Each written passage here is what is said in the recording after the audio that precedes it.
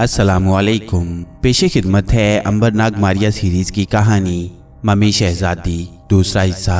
दूसरे रोज भी काहिन ने केटी से बड़ा अच्छा सलूक किया। उसने उसे अपने दस्तरख्वान पर साथ बिठाकर खाना खिलाया। दूसरी खादमाएं, खास तौर पर बूढ़ी खादमा, बड़ी हैरान थी कि केटी ने काहिन पर क्या जादू कर दिया है कि वो उसे अपने पास ले गया है, मगर किसी को जुबान खोलने की हिम्मत नहीं थी। उसी रोज शाम को काहिन आजम ने केटी पर मंत्र फूंककर उसके दिल का हाल उगलवाने का फैसला कर लिया। जब शाम हुई तो काहिन ने केटी से कहा कि मेरे कमरे में आ जाओ, वहां पलंग पर एक किताब पड़ी है, वो उठा लाओ। केटी खुशी खुशी काहिन के कमरे में चली गई। काहिन ने अपने कमरे में पहले ही से जादू का एक दायरा खींच दिया था। जो ही केटी कमरे में दाखिल होने के बाद उस दायरे में से गुजरी, उसे एक जबरदस्त झटका लगा और वो कालीन पर गिर पड़ी। देवी अश्तर ने केटी के जिस्म पर अपनी आंख की रोशनी डाल दी थी और कहा था कि 1 बरस तक उस पर किसी के जादू का असर नहीं होगा। इसलिए केटी पर भी काहिन के तिलिस्म का असर न हुआ, मगर वो फौरन समझ गई कि ये काहिन के जादू का असर है। अब वो ये पता करना चाहती थी कि काहिन ने उसके खिलाफ तिलिस्म का ये जाल क्यों बिछाया है। क्या उसे केटी पर शक हो गया है? क्या वो उसे जादू के जरिए कोई मालूमात हासिल करना चाहता है? ये सोचकर केटी कालीन पर ही पड़ी रही और अपनी जगह से बिल्कुल न हिली। वो ये जाहिर करना चाहती थी कि उस पर काहिन के जादू का असर हो गया है। उसने अपनी आंखें बंद कर ली थी। उसने हल्के हल्के कांपना शुरू कर दिया था। उसे गिरते देखकर काहिन भी कमरे में आ गया। काहिन ने झुककर केटी को गौर से देखा। केटी बेहोशी के आलम में आहिस्ता आहिस्ता कांप रही थी। फिर उसका जिस्म बेहिस हो गया। काहिन ने उसे उठाया और पलंग पर लिटा दिया। वो खुश था कि अब केटी अपने दिल का राज उगल देगी और काहिन को पता चल जाएगा कि वो उसके पास क्या मकसद लेकर आई है। दूसरी तरफ केटी भी ये मालूम करने के लिए बेताब थी कि काहिन ने उसे किस लिए बेहोश किया है। वो पलंग पर लेटी थी, आंखें बंद थीं और कभी कभी जानबूझकर हलक से ऐसी आवाज निकाल देती थी जैसे ख्वाब की दुनिया में पहुंच गई हो। काहिन ने दरवाजा अंदर से बंद कर दिया और केटी के सामने कुर्सी खींचकर बैठ गया। उसकी नब्ज अपने हाथ में ली और बोला, तू कौन है? तुझे किसने यहाँ भेजा है? केटी का शक ठीक निकला। चूंकि काहिन के जादू का उस पर कोई असर नहीं हुआ था, इसलिए वो काहिन को कैसे बता देती कि उसे मम्मी शहजादी ने वहां भेजा है। चुनाचे उसने ख्वाब जैसी आवाज में कहा, मेरा नाम केटी है, मुझे किसी ने यहाँ नहीं भेजा। काहिन के चेहरे पर कुछ फिक्रमंदी के असरात आ गए। उसने एक और मंत्र पढ़कर केटी के चेहरे पर फूंका। ये बड़ा जबरदस्त मंत्र था और इसके असर से थोड़ी देर के लिए मुर्दा भी बोल पड़ता था और पत्थर भी अपने दिल का राज उगल देते थे। मगर चूंकि केटी पर उसके जादू का असर ही नहीं हो रहा था, इसलिए वो उसे अपने दिल का राज कैसे बता सकती थी। काहिन ने कहा, क्या तुझे मम्मी शहजादी ने यहाँ भेजा है? वो कहाँ है? क्या फूलों का हार तुमने तोड़ा था? केटी ने फिर उसी ख्वाब जैसे अंदाज में कहा, मम्मी शहजादी कौन है? कहाँ है? मैं किसी मम्मी शहजादी को नहीं जानती। काहिन ने कहा, फूलों का हार किसने तोड़ा था मुर्दा खाने में? केटी समझ गई कि काहिन असल बात मालूम करना चाहता है। उसने कहा, कौन सा फूलों का हार? मैंने कोई फूलों का हार नहीं देखा। काहिन अजीब कशमकश में फंस गया। उसने एक और मंत्र पढ़कर केटी के मुंह पर फूंका और बोला, सच सच बता तू कौन है और यहाँ किस लिए आई है? केटी ने उसी ख्वाब जैसी आवाज में कहा, मैं केटी हूँ। मेरे माँ बाप यूनानी हैं, वो मर गए तो मैं मिस्र अपनी नानी के पास आ गई। नानी ने मेरा साथ छोड़ा तो काहिन आजम की खिदमत में आ गई हूँ। वो मुझ पर बड़ी शफकत करती हैं, उनकी वजह से दुनिया में इज्जत की रोटी खा रही हूँ। काहिन आजम सटपटा कर रह गया। केटी अपने दिल का राज बता रही थी। वो वही कह रही थी जो उसके दिल में था। तो क्या साइचे ने गलत बताया है? काहिन को अपने तिलिस्म पर बहुत एतमाद था। जो तिलिस्म उसने केटी पर फूंका था, उसके असर से जानवर भी इंसानी आवाज में अपने दिल का राज बता देते हैं। इस हिसाब से केटी ने जो कुछ बताया था वो सही था। काहिन को यकीन हो गया कि केटी झूठ नहीं बोल रही, क्योंकि उसका तिलिस्म झूठ नहीं बुलवा सकता। उसका तिलिस्म गलत नहीं हो सकता। चुनाचे उसके तिलिस्म के असर से केटी जो कुछ कह रही थी ठीक और सच कह रही थी। काहिन ने केटी के मुंह पर होश में लाने वाला मंत्र पढ़कर फूंका। केटी ने अब भी आंखें न खोली, क्योंकि उसे कुछ मालूम नहीं था कि काहिन ने उस पर होश में लाने वाला मंत्र फूंका है। उसने अपनी आंखें बंद ही रखी। काहिन ने केटी को हिलाते हुए कहा, केटी होश करो, होश करो, होश में आओ। अब केटी समझ गई कि काहिन उसे होश में लाना चाहता है। उसने आहिस्ता आहिस्ता आंखें खोल दी और हैरान होकर बोली, मालिक मैं कहाँ हूँ? मुझे क्या हो गया था? काहिन ने कहा, तुमको मैंने अंदर किताब लाने भेजा था, मगर तुम बेहोश हो गई। क्या चक्कर आ गया था? केटी उठकर बैठ गई और सर को पकड़ते हुए बोली, हाँ मालिक, शायद मुझे चक्कर आ गया था, बस गिर पड़ी, फिर होश नहीं रहा। अब तुम अपने कमरे में जाकर आराम करो, आज तुम्हें काम करने की जरूरत नहीं। केटी ने बहुत कहा कि मालिक मैं बिल्कुल ठीक हूँ, मगर काहिन ने उसे जबरदस्ती उसके कमरे में भेज दिया। केटी के जाने के बाद काहिन ने एक बार फिर जायचा बनाकर देखा। जायचा अब भी केटी की तरफ इशारा कर रहा था, मगर काहिन को यकीन नहीं आ रहा था। उसने जायचे को बंद कर दिया। जायचा गलत बता रहा था। इसकी वजह यह थी कि काहिन को जायचे से ज्यादा अपने तिलिस्मी मंत्रों पर भरोसा था और उसके तिलिस्मी मंत्रों ने साबित कर दिया था कि केटी के दिल में कुछ नहीं है। कभी कभी जायचा झूठ भी बोलता है। काहिन ने यही सोच लिया था। अब वो केटी की तरफ से बेनियाज हो गया और उसने दूसरे दिन केटी को दोबारा वापस किचन में काम करने का हुक्म दे दिया। केटी बड़ी परेशान हुई। अब उसके लिए दोबारा काहिन के करीब आना मुश्किल काम था। वो भी समझ गई कि चूंकि उसके बारे में काहिन को यकीन हो गया है कि वो बेज़रर है और उससे उसे कोई खतरा नहीं है, इसलिए काहिन ने केटी को बावर्ची खाने में वापस भेज दिया था। अब क्या हो सकता था? केटी ने सोचा कि अब वो कोई दूसरी तरकीब इस्तेमाल करेगी। एक बात में वो कामयाब हो गई थी कि उसने काहिन का एतमाद हासिल कर लिया था और वो उसके महल में थी।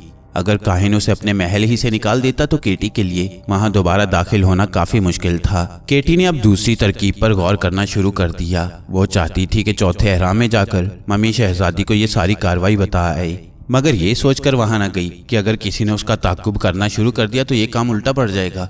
इसी ख्याल से केटी अभी खलाई खोपड़ी भी अपने पास नहीं लाई थी। 2-3 दिन और गुजर गए। आखिर मिस्र का मौसम बहार का मेला आ गया। इस त्यौहार के मौके पर दरबारी और अमीर लोग बड़ी बड़ी दावतें करते और जब दावत का जश्न अपने अरूज पर होता तो महल या हवेली के खादिम और खादमाएं मुर्दों की खोपड़ियों में मशरूब डालकर मेहमानों को पिलाती थीं। इससे ये साबित करना मकसूद होता था कि ये दुनिया फानी है। जिस खोपड़ी में तुम इस वक्त शरबत पी रहे हो, एक रोज तुम्हारी खोपड़ी भी ऐसी ही बन जाएगी, अगरचे आज तुमने अपने सर पर ताज पहन रखा है। केटी बहुत खुश हुई। ये बड़ा सुनहरी मौका था। वो इस मौके से फायदा उठा सकती थी।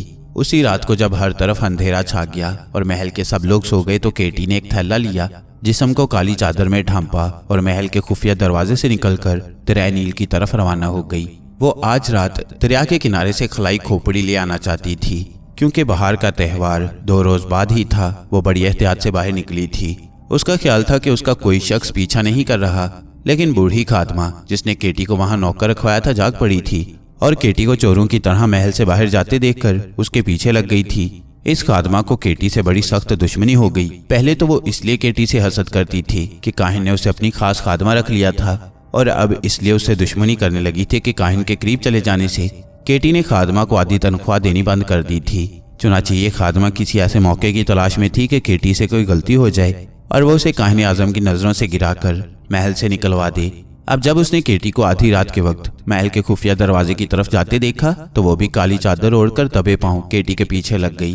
केटी दरिया के किनारे पर पहुंच गई। उसने पीछे मुड़कर देखा, खादमा छुप गई। जब केटी को तसल्ली हो गई कि उसे वहां कोई नहीं देख रहा और वो वहां बिल्कुल अकेली है, तो उसने खजूर के दरख्त के नीचे नरम जमीन खोदनी शुरू कर दी और खलाई आदमी की खोपड़ी निकालकर थैले में डाल ली। जब वो चलने लगी तो उसे पीछे किसी के कदमों की चाप सुनाई दी। केटी ने जल्दी से घूम कर देखा। उसके पीछे वही बूढ़ी खादमा खड़ी उसे कहर भरी नजरों से देख रही थी। उसने उसीली आवाज में कहा, मैं जानती थी कि तुम हमारे मालिक काहिन आजम के खिलाफ छुपकर जादू करती हो। अब मुझे इसका सबूत मिल गया है। मैं अभी जाकर काहिन आजम को बताती हूँ कि तुम खोपड़ी पर जादू टूना करके उसको मारने की साजिश कर रही हो। केटी ने पहले सोचा कि वो इस उधेड़ उम्र खादमा को दरिया में धकेल दे, फिर उसके जहन में एक तरकीब आ गई। उसने हाथ जोड़कर कहा, तुम मेरी बड़ी बहन हो, मैं तुम्हारे आगे झूठ नहीं बोल सकती। मैं कोई जादूगरनी नहीं हूँ, न ही मैं अपने मालिक पर जादू कर रही हूँ। खादमा ने पूछा, तो फिर ये खोपड़ी यहाँ क्यों दबा रखी थी?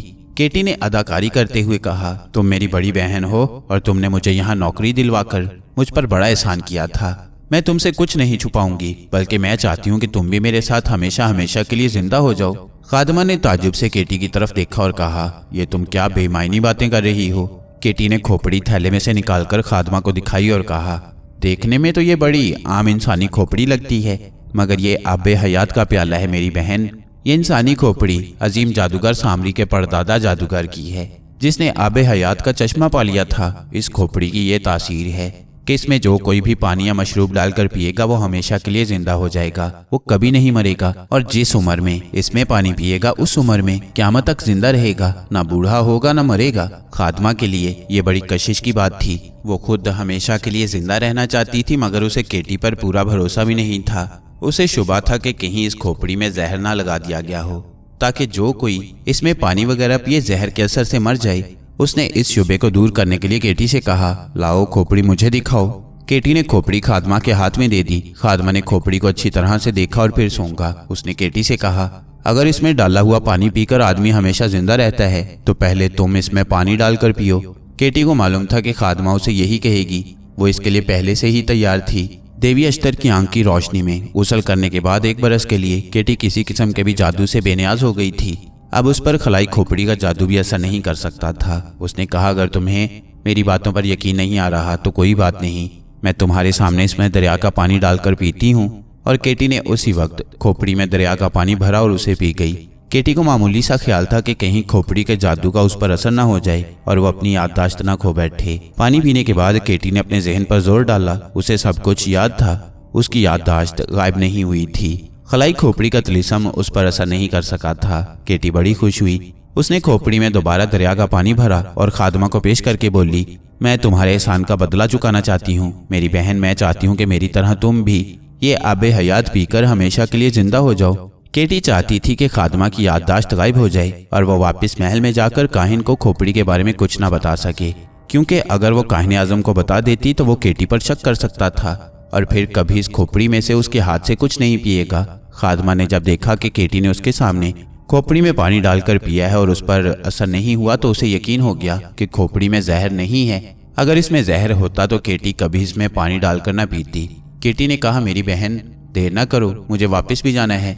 मैं ये खोपड़ी यहाँ से निकालकर अपने पास रखना चाहती हूँ। खादमा बूढ़ी हो रही थी। वो ज्यादा बूढ़ी होकर मरना नहीं चाहती थी। वो हमेशा जिंदा रहने के लालच में आ गई और केटी के हाथ से खोपड़ी का प्याला लेकर सारा पानी गटागट पी गई। केटी बड़े गौर से उसकी तरफ देख रही थी। जब वो सारा पानी पी चुकी तो उसने प्याला केटी को दे दिया और बोली, शुक्रिया बहन, मुझे बड़ी प्यास लगी थी। गाँव से पैदल चल कर आ रही हूँ। अब वापिस अपने गाँव जाऊंगी। खादमा की याददाश्त गुम हो चुकी थी। ये परखने के लिए कि कहीं उधेड़ उम्र खादमा की कुछ याददाश्त बाकी तो नहीं, केटी ने कहा, मगर तुम तो काहिन आजम के घर पर काम करती हो। बूढ़ी खादमा ने हंसकर कहा, बेटी, मेरे इतने नसीब कहाँ के काहिन आजम के महल में नौकरी करूं। मैं तो एक गरीब देहाती औरत हूँ। शहर की सैर करने आई थी, अब वापस चली जाऊंगी। तुमने मुझे पानी पिलाया बेटी, तुम्हारा शुक्रिया। ये कहकर बूढ़ी खादमा दरिया किनारे एक तरफ चल पड़ी। केटी अपनी तसल्ली की खातिर उसके पीछे पीछे चलने लगी। खादमा वाकई बदल चुकी थी। उसे कुछ याद नहीं था। वो दरिया से हटकर उस सड़क पर चलने लगी जो दूसरे शहर और गांव को जाती थी। केटी ने खोपड़ी कपड़े में लपेटी और तेज तेज कदमों से चलती खुफिया दरवाजे से काहिन आजम के महल में वापस आ गई। उसने खलाई खोपड़ी को अपनी चारपाई के नीचे छुपा कर रख दिया।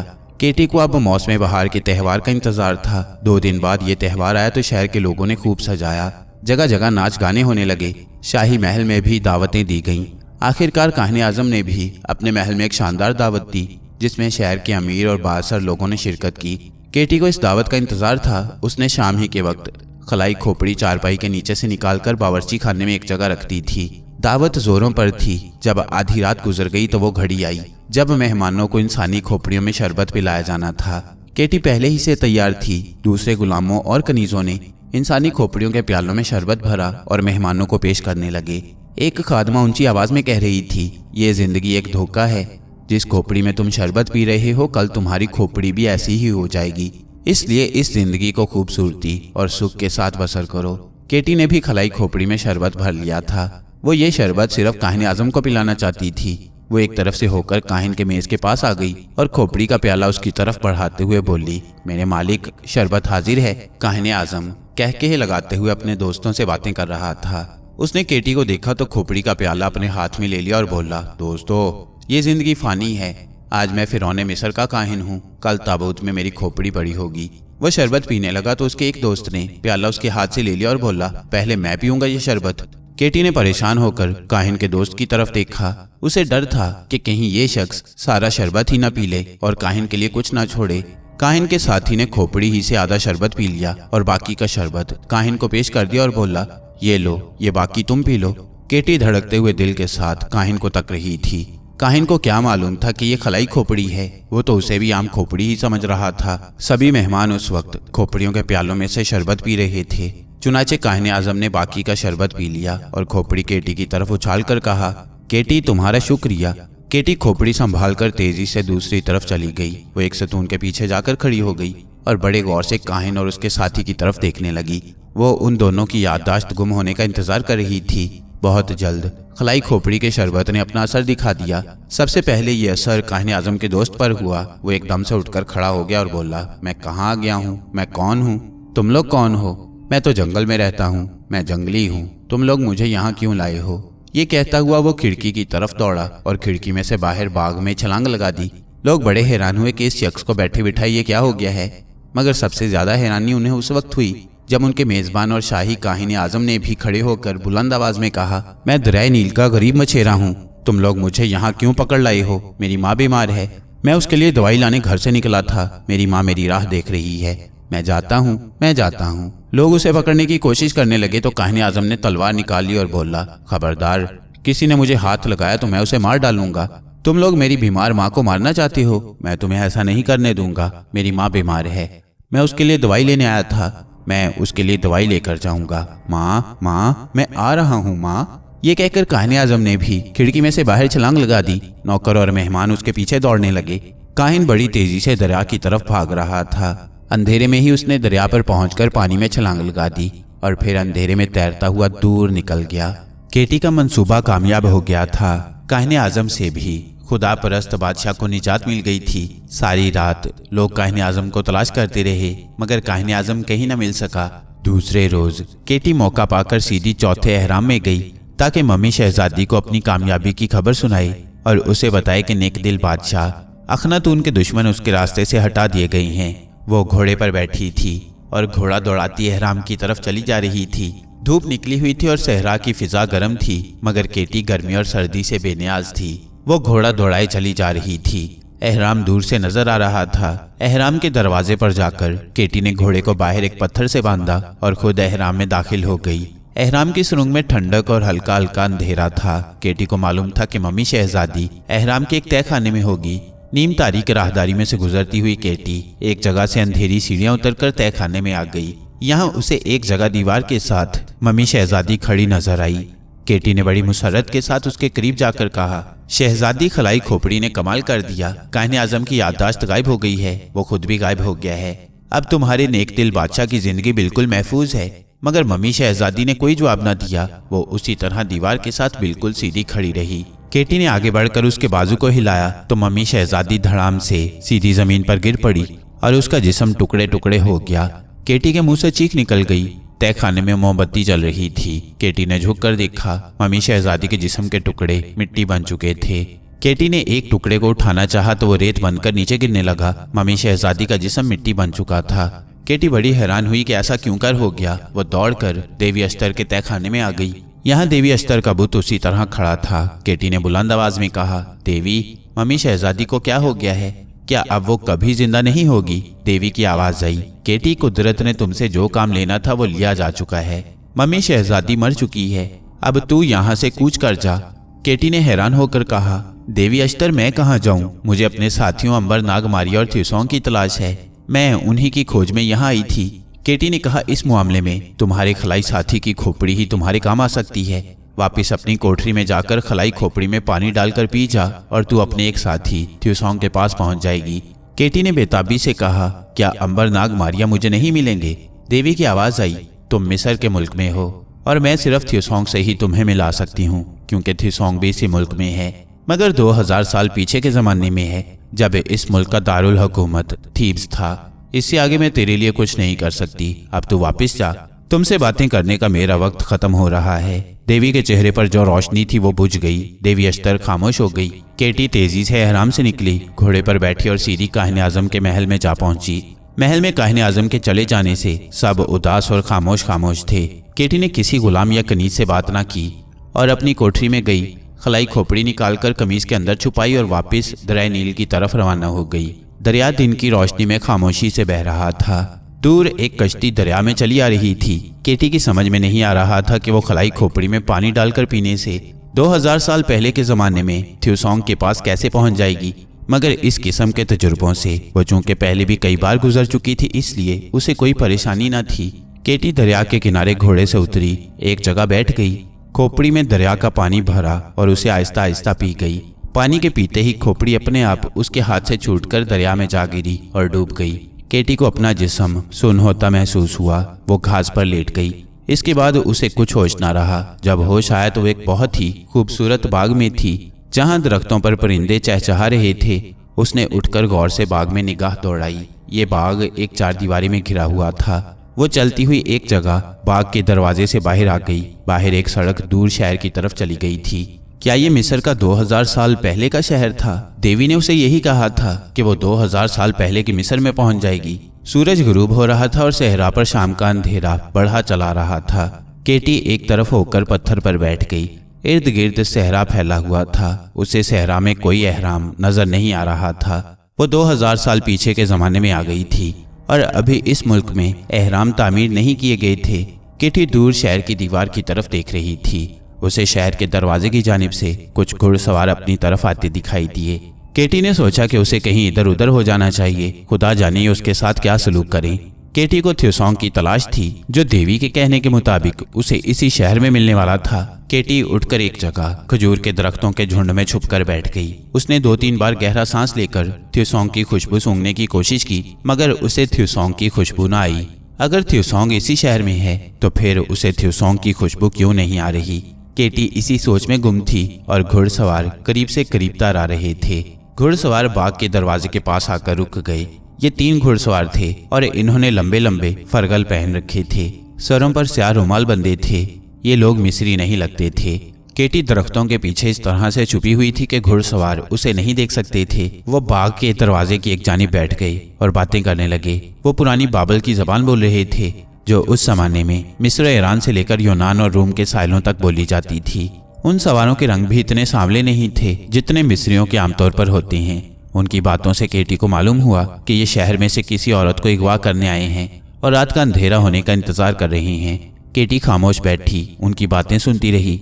उनकी बातों से ये जाहिर नहीं हो रहा था कि ये औरत कौन है जिसको वो अगवा करने आए हैं और उसे क्यों अगवा कर रही हैं। एक घुड़सवार ने, जो उनका सरदार मालूम होता था, कहा, हम मेहराबी को महल से निकालकर इस बाग के तहखाने में लाकर छुपा देंगे। केटी पर यह इंकिशाफ हुआ कि जिस औरत या लड़की को ये घुड़सवार अगवा करना चाहती हैं उसका नाम मेहराबी है और वो शाही महल में रहती है। दूसरे घुड़सवार ने कहा, क्या वो हमें उस आदमी के बारे में बता देगी जिसकी हमारे बादशाह को तलाश है? पहला घुड़सवार बोला, पहले तो हम इस जगह मेहराबी से उस पुरस्कार आदमी के बारे में पूछगिछ करेंगे। अगर उसने ये बताया तो उसे अपने बादशाह के पास ले चलेंगे। महल के सिपाही खुद ही उससे राज मालूम कर लेंगे। केटी की तशवीश में इजाफा हो रहा था। ये कौन सा पुरस्कार आदमी है जिसका राज सिर्फ मेहराबी को ही मालूम है और जिसकी बाबल के बादशाह हमू को तलाश है? तीसरा घुड़सवार कहने लगा, सुना है वो आदमी जिसका राज मेहराबी को मालूम है इस दुनिया का रहने वाला नहीं है। केटी के कान खड़े हो गए। पहले घुड़सवार ने जवाब में कहा, सुना मैंने भी यही है कि वो आदमी किसी सियारे से निकलकर हमारी दुनिया में आया है, मगर ये कैसे हो सकता है? भला सियारों में भी कहीं इंसान रहते हैं। जरूर हमारे बादशाह ने कोई ख्वाब देखा होगा। दूसरा घुड़सवार बोला, या फिर हमारे बादशाह को ये बात महल के शाही नजूमी ने बताई होगी। मुझे तो यकीन नहीं आता कि सियारों से भी कोई आदमी हमारी दुनिया में आ सकता है। तीसरे घुड़सवार ने कहा, अरे ये सब झूठ है। सियार में कोई आबादी नहीं है। अगर वहाँ आबादी हो भी तो इतनी दूर से कोई इंसान हमारी जमीन पर कैसे उतर सकता है? सरदार ने कहा, हमें इन बातों से क्या, हम तो बादशाह के हुक्म पर यहाँ मेहराबी को अगवा करने, उससे थोड़ी बहुत पूछगिछ करके आसमानी आदमी का सुराग लगाने, और अगर सुराग नहीं मिलता तो मेहराबी को बादशाह के पास ले जाने के लिए आए हैं। केटी एकदम से होशियार हो गई। कहीं ये खलाई आदमी थ्योसॉन्ग तो नहीं है? थ्योसॉन्ग के सिवा और कौन हो सकता है? जरूर बाबल के बादशाह के शाही नजूमी ने हिसाब लगाकर बादशाह को बताया होगा कि खला से एक आदमी उतरकर इस वक्त मिस्र में आया हुआ है और एक औरत मेहराबी के पास है। अगर वो किसी तरीके से मिल जाए तो उसकी हुकूमत सियारों तक फैल सकती है, या खुदा जाने बादशाह को किस लिए खलाई आदमी की जरूरत है। बादशाह के मुखबरों ने जरूर उसे बताया होगा कि खलाई आदमी मिस्र में मौजूद है, मगर वो किसी ऐसी जगह छुपा हुआ है कि जिसका राज सिर्फ शाही महल की औरत मेहराबी को ही मालूम है। केटी अब गौर से घुड़सवारों की बातें सुनने लगी। घुड़सवार अब मेहराबी को महल से अगवा करने के तरीकों पर गौर करने लगे। केटी ने सोचा कि बेहतर यही होगा कि वो खुद शाही महल में जाकर मेहराबी से मुलाकात करे और उससे खलाई आदमी के बारे में मालूमात हासिल करे। लेकिन वो केटी को क्यों बताएगी? केटी को अभी तक ये भी मालूम नहीं था कि मेहराबी की शक्ल कैसी है और वो महल में कहाँ होती है, जबकि घुड़सवार उसे जानते थे। आखिर केटी ने यही फैसला किया कि बेहतर यही है ये घुड़सवार मेहराबी को महल से उठाकर बाग के तहखाने में आए। यहाँ मेहराबी से मुलाकात करने की कोशिश करेगी। केटी खामोशी से दरख्तों के पीछे छुपकर बैठी रही। घुड़सवार कुछ देर बातें करते रहे। फिर जब शाम का अंधेरा हो गया तो उठकर वापस शहर की तरफ रवाना हो गए। उनके जाने के बाद केटी उठकर बाग में आ गई। उसने बाग को चारों तरफ घूम फिर कर देखा। उसे कहीं कोई तहखाना या उसका दरवाजा नजर न आया। उसने सोचा कि ये दरवाजा जरूर किसी खुफिया जगह पर होगा। अब केटी ने अपने लिए बाग के दरवाजे के करीब ही झाड़ियों में एक जगह ऐसी बना ली कि जहां वो छुपकर घुड़सवारों की कार्रवाई को देख सकती थी। केटी देर तक बाग में इधर उधर घूमती फिरती रही। जब रात हो गई और दूर शहर की फसील पर रोशनियां बुझने लगी तो केटी दरवाजे के बाहर आकर खड़ी हो गई और कच्ची सड़क की तरफ तकने लगी। उसकी निगाह तेज थी और वह दूर से घुड़सवारों को आते देख सकती थी। उसे वहां खड़े 10-15 मिनट ही हुए होंगे कि दूर से घुड़सवारों के हैवले आगे बढ़ते हुए दिखाई दिए। केटी जल्दी से दरवाजे में से गुजरकर बाग में झाड़ियों के पीछे आकर बैठ गई। अब उसे घोड़ों के टापों की आवाज आने लगी थी। फिर घोड़ों की आवाज बाग के दरवाजे के पास आकर रुक गई। आदमियों के जल्दी जल्दी चलने और घोड़ों के खुरखुराने की आवाजें आने लगी। फिर वो तीनों घुड़सवार बाग के दरवाजे में से बाग में आते दिखाई दिए। केटी ने गौर से देखा कि उनमें से एक आदमी ने एक औरत को कांधे पर डाल रखा था, जो शायद बेहोश थी क्योंकि वो हाथ पैर नहीं चला रही थी। केटी समझ गई कि यही मेहराबी हो सकती है। तीनों आदमी बेहोश मेहराबी को लेकर बाग के सामने वाली दीवार की तरफ बढ़े। थोड़ा फासला रखकर केटी भी उनके पीछे चलने लगी। आगे घने दरख्तों के नीचे ऊंची ऊंची जंगली झाड़ियां थी। यहाँ ये तीनों आदमी गायब हो गए। अब उनकी आवाजें भी नहीं आ रही थीं। केटी समझ गई कि ये लोग मेहराबी को लेकर तहखाने में दाखिल हो गए हैं। केटी दबे पांव आगे बढ़ी और बड़ी एहतियात से झाड़ियों में तहखाने के दरवाजे को तलाश करने लगी। उसे एक जगह झाड़ियों में सीढ़ियां नीचे जाती नजर आईं। केटी ने झुककर सीढ़ियों में देखा। नीचे मोमबत्ती की रोशनी हो रही थी और आदमियों की आहिस्ता आहिस्ता बोलने की आवाज सुनाई दे रही थी। केटी पीछे हट गई। मेहराबी से पूछगिछ करने की कोशिश की जा रही थी। उसे शायद कोई दवाई सुंघाकर होश में लाया जा रहा था। केटी को इस बात का एहसास था कि अगर वो ऊपर बेएहतियाती से चलती रही तो नीचे उसके कदमों की आवाज सुनी जा सकती है। इसलिए वो बड़ी एहतियात से फूंक फूंक कर कदम उठा रही थी। केटी ये देखना चाहती थी कि इस तहखाने का खुफिया रोशनदान कहाँ है, जहाँ से ताज़ा हवा जाती है।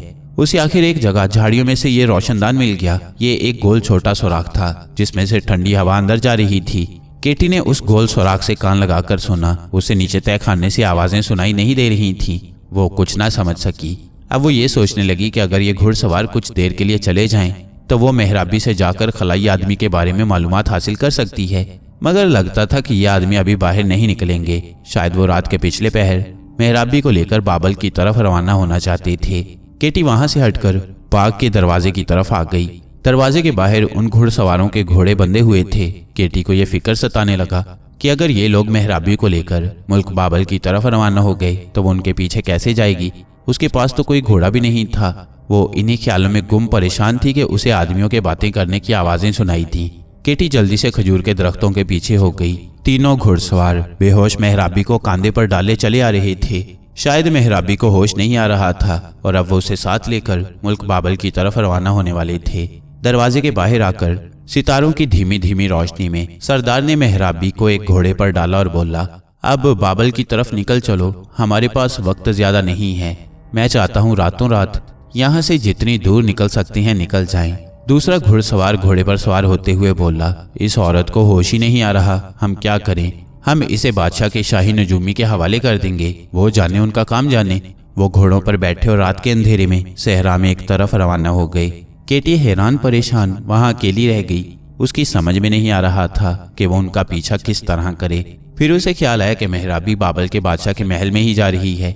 उसे भी मुल्क बाबल की तरफ कूच कर जाना चाहिए। ये सोचकर केटी शहर की तरफ चलने लगी। अंधेरी रात थी। शहर पर खामोशी छाई हुई थी। केटी के पास घोड़ा खरीदने के लिए एक कौड़ी तक नहीं थी। उसके पास काफले के साथ सफर करने का भी किराया नहीं था। शहर का दरवाजा बंद था। ये घुड़सवार शायद मेहराबी को शहर की दीवार फांदकर अगवा करके लाए थे। केटी शहर के दरवाजे से कुछ फासले पर रेत के एक टीले के पास बैठ गई और सोचने लगी कि वो मुल्क बाबल किस तरह पहुंच सकती है। अचानक उसे ख्याल आया कि इस सिलसिले में किसी सांप से मदद ली जा सकती है। मुमकिन है सांप उसके कहने पर जमीन में दफन किसी खजाने में से उसे कोई कीमती मोती ला दे, जिसको बेचकर केटी काफले का किराया अदा करके बाबल पहुंच जाए। केटी ने सांप की जुबान में आवाज निकाली और सांप को आवाज दी, मैं नाग देवता की बहन केटी बोल रही हूँ। अगर कोई सांप यहाँ रहता है तो वो मेरे पास आ जाए। कोई सांप ना आया। केटी ने जब तीसरी बार आवाज दी तो एक जानिब से फुंकार की आवाज आई। केटी ने सितारों की धुंधली रोशनी में एक सांप को फन उठाए अपनी तरफ आते देखा। केटी संभल कर बैठ गई। फनदार सांप ने केटी के सामने आकर झुककर आदाब किया और बोला, अजीम नाग देवता की बहन ने मुझे किस लिए याद किया है, मैं हाजिर हूँ। केटी ने जब सारी बात फनदार सांप को बताई तो वो बोला, अजीम नाग देवता की बहन, हमें सिवाय नाग देवता के और किसी को खजाने में से हीरे मोती लाकर देने की इजाजत नहीं है। केटी ने कहा, लेकिन मुझे याद है, इससे पहले एक बार अंबर को एक सांप ने खजाने के कुछ मोती लाकर दिए थे।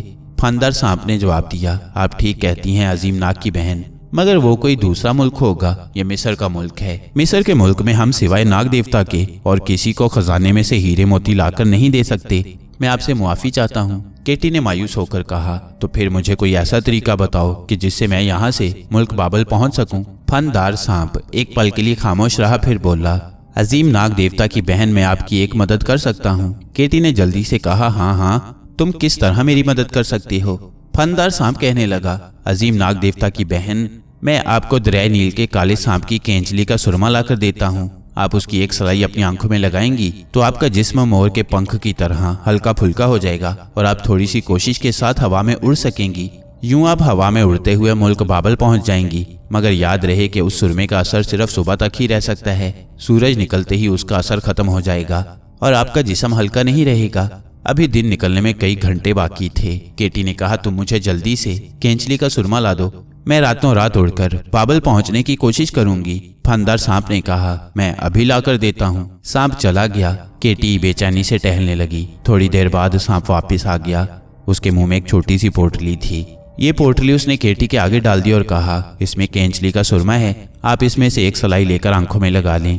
केटी ने जल्दी से पोटली खोली, एक खुश्क झाड़ी का तिनका तोड़कर उसके साथ सुरमा लगाया और आहिस्ता से अपनी दोनों आंखों में फेर दिया। केंचली के सुरमे का लगना था कि केटी के पांव जमीन ने छोड़ दिए। वो जमीन से ऊपर उठी और आहिस्ता से फिर नीचे आ गई। उसका जिस्म बेहद हल्का फुल्का हो गया था। फनदार सांप ने कहा, अजीम नाग देवता की बहन, अब तुम हवा में जोर से उछलो और शुमाल की तरफ रुख कर लो। हवा चल रही है, ये हवा तुम्हें सुबह होने से पहले पहले बाबल पहुंचा देगी, लेकिन अगर रास्ते में ही दिन निकल आया तो सुरमे का असर जाता रहेगा और तुम एकदम से जमीन पर गिर पड़ोगी। इसलिए कोशिश करना कि जमीन से ज्यादा बुलंदी पर ना उड़ो। केटी ने सांप का शुक्रिया अदा किया और जमीन से जोर लगाकर ऊपर को उछली। वो फिजा में ऊपर तक उड़ती चली गई। हवा चल रही थी। केटी ने अपना रुख शुमाल की तरफ कर लिया और हवा से उड़ने लगी। केटी के उड़ने की रफ्तार ज्यादा तेज नहीं थी। बाकी सारी रात वो मुल्क बाबल की तरफ रुख किए हवा में उड़ती रही। वो जमीन से ज्यादा ऊंची भी नहीं थी और खुद कोशिश करके भी अपनी रफ्तार तेज नहीं कर सकती थी, जिस तरह के मारिया कर लिया करती थी। जितनी रफ्तार हवा की थी वही रफ्तार केटी की थी। फिर भी उसने काफी फासला तय कर लिया था और जब वो फटने लगी तो केटी नीचे आ गई, क्योंकि सूरज की रोशनी के साथ ही सुरमे का असर खत्म हो जाने वाला था। केटी एकदम से जमीन पर नहीं गिरना चाहती थी। फिर मशरिकी तरफ दिन की रोशनी फैलने लगी। केटी की रफ्तार सुस्त हो गई और उसका जिस्म जो पहले हल्का फुल्का था अब भारी होने लगा था। फिर जमीन के साथ केटी के पांव लग गए। सांप के सुरमे का असर खत्म हो गया था। सहरा में दिन निकल आया था। केटी ने सामने निगाह दौड़ाई। आगे रेत के टीले ही टीले नजर आ रहे थे। इसका मतलब था कि वो अभी बाबल शहर से काफी दूर थी। केटी ने रेत पर चलना शुरू कर दिया। रेत पर अभी शबनम के असरात थे। केटी चलती गई। सूरज निकला तो उसकी धूप में रेत गर्म होकर खुश्क हो गई। केटी सहराई टीलों से निकली तो सामने सख्त पथरीला मैदान आ गया। दोपहर तक वो उस मैदान में चलती रही। उसे कोई अंदाजा नहीं था कि बाबल का शहर अभी कितनी दूर है।